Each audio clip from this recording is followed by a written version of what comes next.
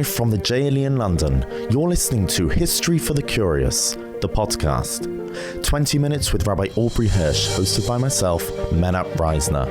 Join us as we cross continents, sail through the centuries, tracing lives, uncovering events, and following epic journeys to reveal the untold stories and the mysteries that have impacted our history and shaped us into who we are today. This week I want to share an incredible story of a girl just out of her late teens who saw the violent destruction of her own community and was determined to change the narrative, even though she was obviously an individual fighting against an army. She joined the resistance movement in Belgium, and with courage, with chutzpah, with nerves of steel, became part of a system that was aimed at sabotaging the efforts of the Gestapo and saving Jewish, non-Jewish lives. Her name was Helene Moskowitz.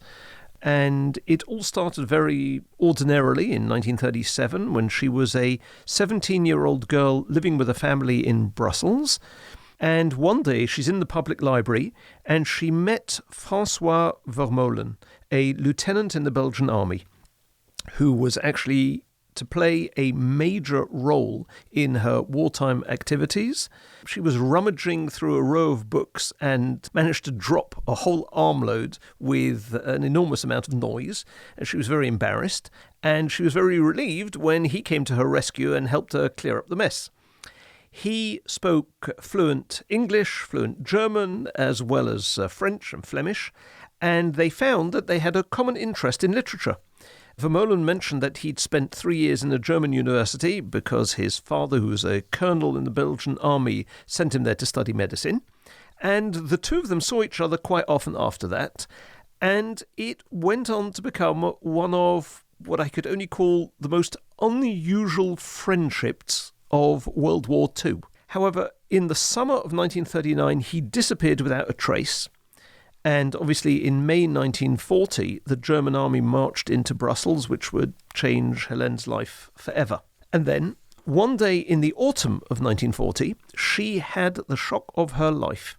She saw Francois Vermolen in a German army uniform sitting at a cafe. He looked up, he saw her, and a minute or two later came running after her. He confided in her that he was really still a loyal Belgian army officer trying to pass for a German, that British intelligence had provided him with a German passport with German identity papers and a cover story, and packed him off to Germany just before the war started, and his orders were to join the armed forces there until further notice. Franz, as he was now known, was in contact with Belgian resistance and was aware that they were looking for a German-speaking girl. And he knew that, she was very self-assured and felt that she could be an asset to them.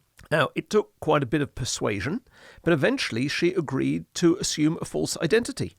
He gave her false papers, and so began her double life, a Jew working for the resistance movement, pretending to be a German, which sounds simple, but there was obviously the ongoing fear of discovery by the Nazis. Or even just being recognized by a non-Jewish neighbor. Yes, exactly. Ever present.